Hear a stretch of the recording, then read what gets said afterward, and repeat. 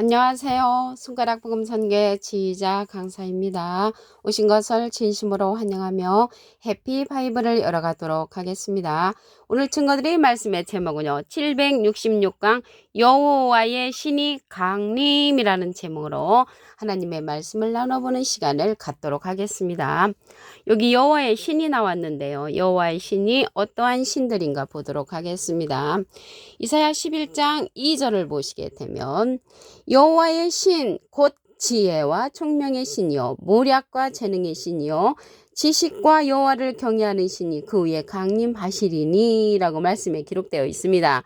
그래서 여기 신이 나왔는데요. 이러한 신들을 받는 사람들이 있습니다. 어떠한 사람인가 말씀에 보시게 되면 요한복음 10장 35절에 보시게 되면 성경은 패하지 못하나니 하나님의 말씀을 받은 사람들을 신이라 하셨거든. 그래서 여기에서 신은 하나님의 말씀을 받은 사람들을 가리켜서 여호와의 신을 받은 자라는 것을 말씀을 통하여 알 수가 있습니다. 그러면 이 여호와의 신이 강림을 하는데 또 최초에 받은 그러한 강림하는 그러한 자가 한 가지로서 왕으로 출현하는 자입니다. 이사야 11장 1절에 보시게 되면 이새의 줄기에서 한 싹이 나며 그 뿌리에서 한 가지가 나서 결실할 것이요. 그래서 이 한 가지에게 여호와의 신 곧 지혜와 총명의 신이요 모략과 재능의 신이요 지식과 여호와를 경외하는 신이 그 위에 강림한다고 했습니다. 그 강림하는 자가 한 가지가 되어서 결실한다고 했습니다. 그러면 이새의 줄기에서 한 싹이 나는데 이 한 싹이 나는 자는 다윗으로서 이새의 아들이 되는 것이고요. 그 뿌리에서 한 가지가 난다고 했습니다. 다윗의 뿌리에서 한 가지가 난단 말이죠.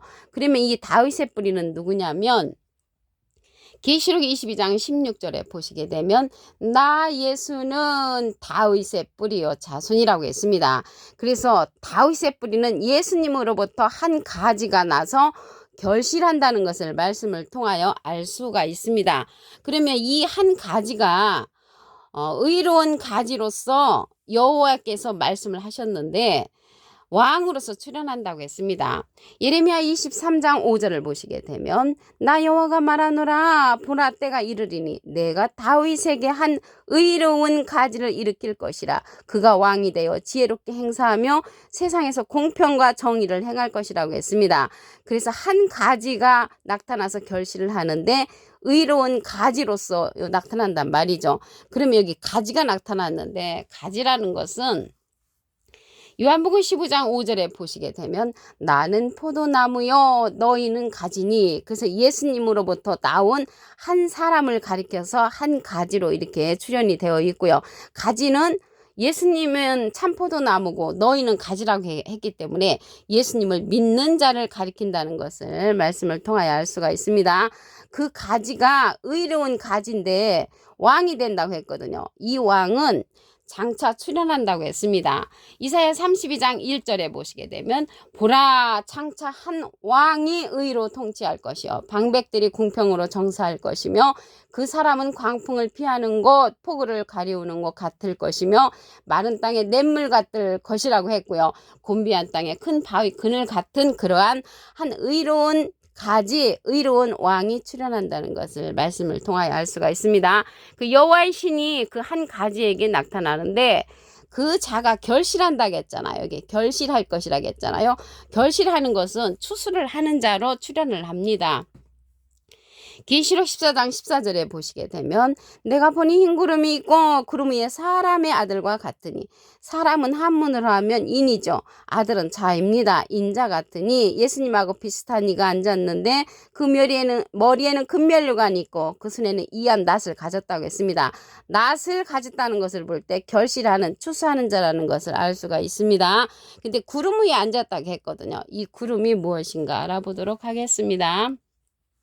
유다서 1장 12절에 보시게 되면 저희는 기탄 없이 너희와 함께 먹으니 너희 애찬에 암초요 자기 몸만 기르는 목자요 바람에 풀려가는 물 없는 구름이요. 물 없는 구름이 자기 몸만 기르는 목자라면 물이 있는 구름은 참 목자가 되겠죠.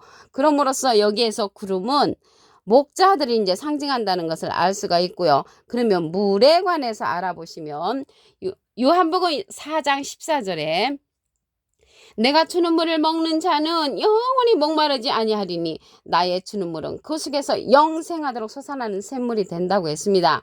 영생하도록 솟아나는 샘물을 주는 그러한 목자는 물 있는 구름으로서 참목자고요.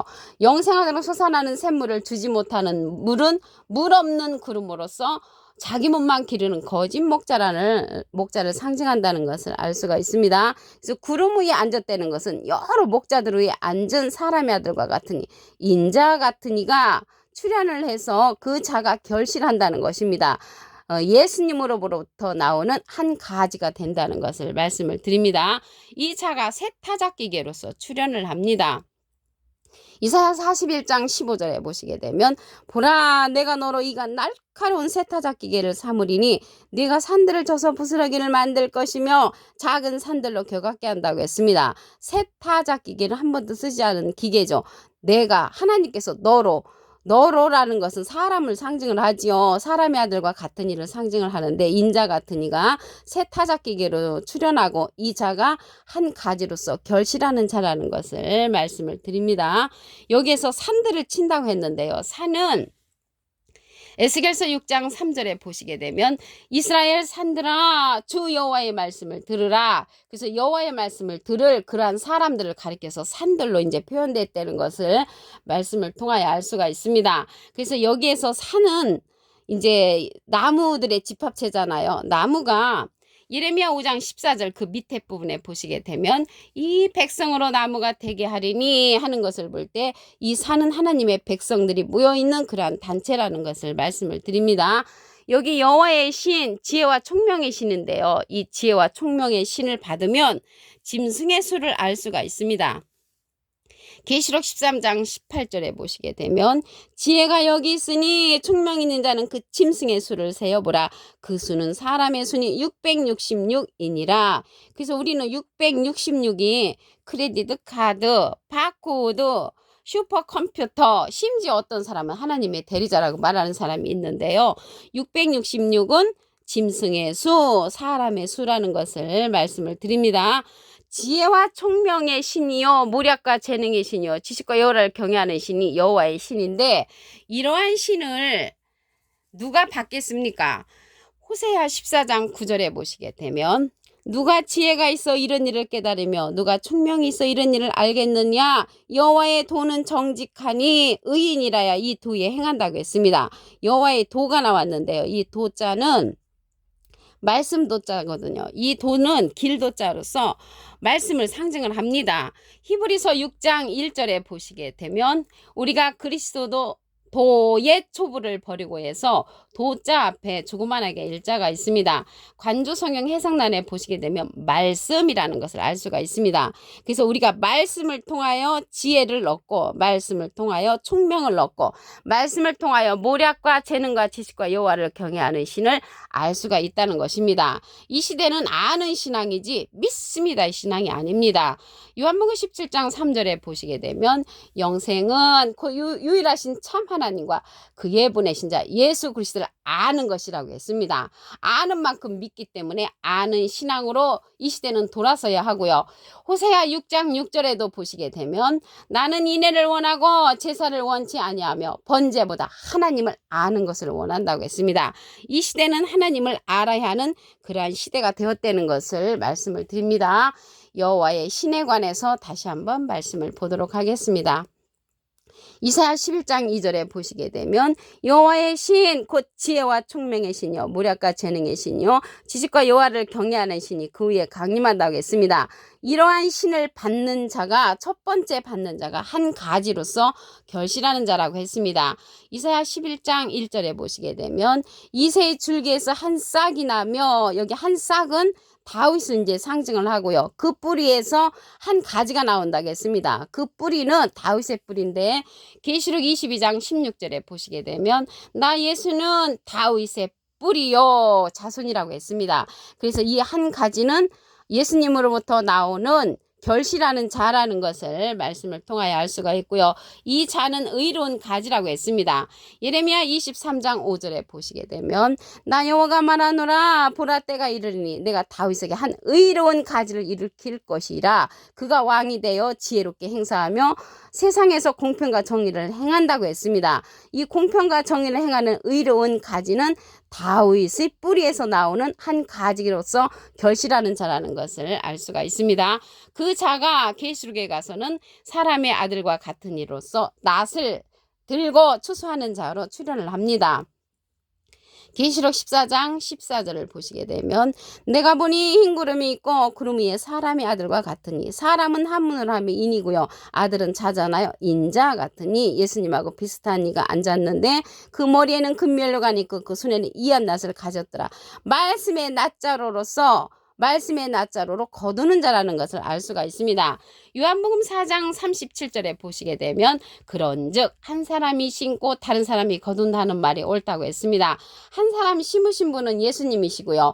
다른 사람이 거두는데 그 다른 사람은 사람의 아들과 같은 이로서 한 가지로 출현하여 결실하는 그러한 자라는 것을 말씀을 드립니다. 이 자는요 세타착기계로 출현을 합니다. 이사야 41장 15절을 보시게 되면 보라 내가 너로 이가 날카로운 세타닥기계를 삼으리니 내가 산들을 쳐서 부스러기를 만들 것이며 작은 산들로 겨같게 한다고 했습니다. 이 세타닥기계로는 한 번도 쓰지 않은 세타닥기계로서 사람으로 너로 이가 날카로운 세타닥기계를 삼는다는 것을 볼 때 이 자는 사람의 아들과 같은 이로서 다시금 출현하는 그 추수꾼의 사명자라는 것을 말씀을 드립니다. 여기에서 산들을 친다고 했는데요. 산이라는 것은 에스겔서 6장 3절에 보시게 되면 이스라엘 산들아 주 여호와의 말씀을 들으라. 주 여호와께서 산과 작은 산과 시내와 골짜기를 대하여 말씀하시기를 내가 칼로 너에게 임하게 하여 너희 산당을 멸한다고 했습니다. 그래서 여기에서 나오는 세타작기와 같은 자는 산들을 치는 그러한 자로서 산이라는 것은 여호와의 말씀을 들을 그러한 백성들이 모여있는 단체를 가리킨다고 말씀을 드렸습니다.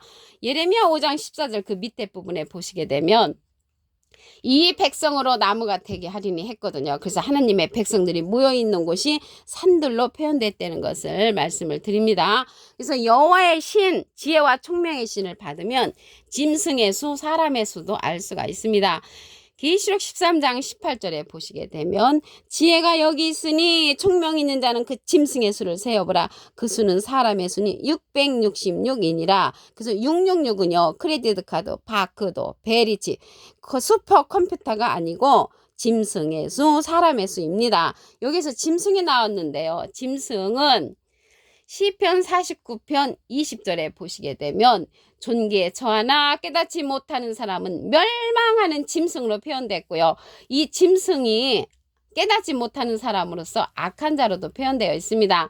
다니엘서 12장 10절에 보시게 되면 악한 자는 아무도 깨닫지 못하되 오직 지혜 있는 자는 깨달으리라고 했습니다. 그래서 악한 자, 짐승을 가리켜서 깨우침 받지 못한 자로 상징되어 있다는 것을 말씀을 드립니다. 그러면 이러한 지혜와 총명과 모략과 재능과 지식과 여호와를 경외하는 신인데요.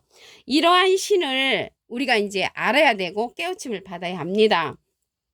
호세아 14장 9절에 보시게 되면 누가 지혜가 있어 이런 일을 깨달으며 누가 총명이 있어 이런 일을 알겠느냐. 여호와의 도는 정직하다고 했습니다. 여기 도는 말씀을 상징한다고 말씀을 드렸죠. 히브리서 6장 1절에 보시게 되면 우리가 그리스도 도의 초보를 버리고 해서 도자 앞에 일자가 있습니다. 조그만하게 일자가 있는데 관주성경 해석란에 보시게 되면 말씀으로 상징되어 있습니다. 그래서 여호와의 말씀은 정직하고 의인이라야 그 말씀에 행한다고 했고요. 죄인은 그 도에 거쳐 넘어진다고 했습니다. 말씀에 거쳐 넘어지는 자는 죄인이 넘어지는 것이고요. 의인은 그 도에 행한다고 했습니다. 그래서 다시 오실 적에도 의인에게 예수님께서 오신다고 했습니다. 히브리서 9장 28절에 보시게 되면 죄와 상관없이 자기를 바라는 자들에게 두 번째 나타나신다고 말씀에 기록되어 있습니다. 초림 때는 죄인에게 왔지만 다시 오실 때는 의인에게 오신다고 말씀에 기록되어 있습니다. 오늘 766강 여호와의 신이 강림이라는 제목으로 하나님의 말씀을 나눠보는 시간을 가졌습니다. 감사합니다.